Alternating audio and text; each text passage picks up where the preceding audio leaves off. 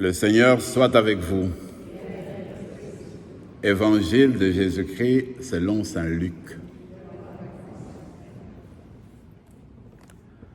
En ce temps-là, l'ange Gabriel fut envoyé par Dieu dans une ville de Galilée appelée Nazareth, à une jeune fille vierge, accordée en mariage à un homme de la maison de David, appelé Joseph.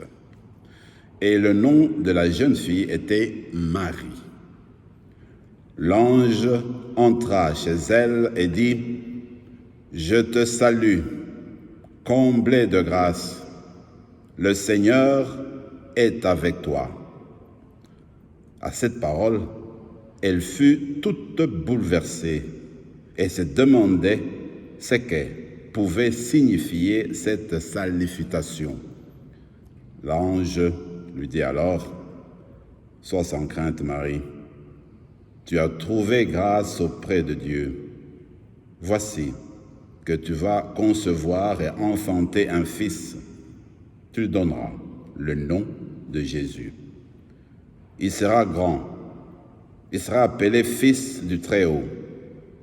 Le Seigneur Dieu lui donnera le trône de David, son père. Il régnera pour toujours sur la maison de Jacob, et son règne n'aura pas de fin. » Marie dit alors à l'ange : « Comment cela va-t-il se faire, puisque je ne connais pas d'homme ?» L'ange lui répondit : « L'Esprit Saint viendra sur toi, et la puissance du Très-Haut te prendra sous ton ombre. C'est pourquoi celui qui va naître sera saint. Il sera appelé Fils de Dieu. Or, voici que, dans sa vieillesse, Élisabeth, ta parente, a reçu elle aussi un fils, et on est à son 6e mois, alors qu'on l'appelait la femme stérile, car rien n'est impossible à Dieu. » Marie dit alors : « Voici la servante du Seigneur, que tout m'advienne selon ta parole. » Alors l'ange la quitta. Acclamons la parole de Dieu.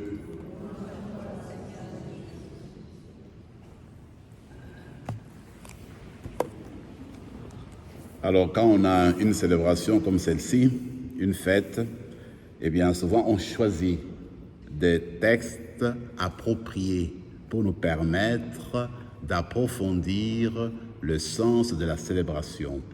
Comme celle d'aujourd'hui, eh bien, nous voulons réfléchir sur le rosaire qui nous est venu de Marie. Regardez, j'ai beaucoup aimé la première lecture. Nous sommes après l'Ascension. Jésus part. On dirait qu'il est accompagné par ses disciples. Il arrive au mont Olivier, il s'en va. Le groupe retourne à Jérusalem et on dit qu'ils vivaient, n'est-ce pas, dans une chambre haute où ils habitaient. Et là, Marie était avec eux, était toujours avec eux. Et ça que je trouve beau, c'est que ils étaient en prière, soutenus, et puis tout le monde priait ensemble, avec Marie au milieu d'eux. Jésus vient de partir là. Peut-être que les apôtres commencent à avoir de la difficulté à voir que Jésus a disparu complètement. Mais là, il y avait Marie encore avec eux. Encore là, ils pouvaient encore poser des questions, connaître davantage Jésus qui a vécu tout le temps avec Marie. Donc, Marie est celle qui prie avec nous. Elle est toujours au milieu de nous. Marie prie avec les disciples. Nous sommes ses disciples. Alors, quand on veut connaître davantage Jésus, quand on veut grandir dans la connaissance de Jésus, il y a Marie qui est toujours là et qui est à notre disposition. Et on sait bien, même Jésus à la fin de sa vie, il dit, écoutez, voilà, c'est votre mère, comme dit qu'on a accepté, comme on a fait avec Jean. Donc pour dire que pour connaître Jésus, il faut passer par Marie, mais avec la prière, vie de prière. Et ce qui est beau, dans ce texte-ci, on n'a pas encore commencé à parler de l'entente, c'est-à-dire la Pentecôte, l'Esprit du Seigneur pour descendre. Ça va bientôt arriver, mais ce n'est pas encore arrivé là. Marie est là. C'est en prière avec Marie, tout le monde est en train de prier, et voilà que le Seigneur va envoyer son Esprit. Marie était là avec eux quand l'Esprit est descendu sur l'Église. Pour dire encore, c'est avec la prière de Marie, avec sa présence, avec son appui, qu'elle a été au cœur de l'Église au tout début pour justement nous aider à accueillir l'Esprit. Elle en avait déjà l'expérience. C'est-à-dire, pour qu'on accueille l'Esprit, nous transformer et sortir. Maintenant, il faut aller annoncer la bonne nouvelle. Alors encore une fois, nous allons nous tourner vers le Seigneur et très humblement demander à Marie, qui est notre mère, de continuer à prier avec nous, qu'elle reste au cœur de notre cœur, qu'elle reste au cœur des soucis que nous avons, qu'elle reste avec nous toujours quand on veut nous mettre dans l'esprit de prière, quand on se met dans les prières. L'évangile est très bien connu et c'est l'évangile, comme on le sait très bien, de l'Annonciation. Mais moi, je me dis, regardez, on parle de Marie comme la jeune fille qui était à Nazareth. On sait que Nazareth n'était pas connu. Ce n'était pas un endroit où quelqu'un pouvait désirer aller rester longtemps. Mais Dieu envoie Marie, qui est une jeune fille qui vit où? À Nazareth. La pauvreté, la simplicité de Dieu. Nous, on pourrait dire peut-être, il faudrait envoyer quelqu'un que tout le monde connaît, n'est-ce pas, à Jérusalem, comme ça il va devenir la mère du Fils. Non. La simplicité, et puis l'humilité, et puis la foi. C'est peut-être qu'il faudra chercher à désirer. Ce que Dieu veut, eh bien, c'est qu'il regarde qui nous sommes, que nous sommes pauvres dans nos péchés, dans nos limites. Alors quand on se tourne vers Dieu, à ce moment-là, il tient compte de ce que nous sommes. Alors ça, il vient nous aider. Mais quand on se montre qu'on est rempli de nous-mêmes, d'orgueil, bien, il n'y a pas de place de Dieu en nous. Alors pour faire comme Marie, il faut accepter la simplicité, la petitesse, pour faire plus d'espace à Dieu dans notre cœur. À ce moment-là, Dieu va venir chez nous.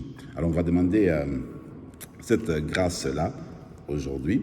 Et puis vous savez que, eh bien, le pape Jean-Paul II, lui, disait toujours que, eh bien, le chapelet, c'est une arme. Alors quand on utilise le chapelet, eh bien, c'est une arme contre le mal, contre Satan. Le chapelet nous conduit vers le bien, nous donne la force d'être là, d'être les disciples de Christ, de vivre de la vie de Jésus. Alors on va continuer à faire cela, aimer le chapelet. Et moi je disais aussi que ici dans notre paroisse, le 23 octobre, nous allons passer 1 heure du temps pour prier ensemble comme communauté. Et puis nous voulons faire un chapelet méditatif qui nous fait réfléchir. Comme pour dire, quand on fait le rosaire, eh bien, Jésus, qui est là au creux de nous, eh bien, Marie nous envoie vers Jésus pour connaître les mystères de son Fils. Alors, on va prier dans ce sens-là, on commence à prier maintenant pour que l'expérience qu'on fera comme communauté, eh bien, qu'on continue à grandir, qu'on devienne comme Marie. Regardez, Marie a donné son Fils au monde.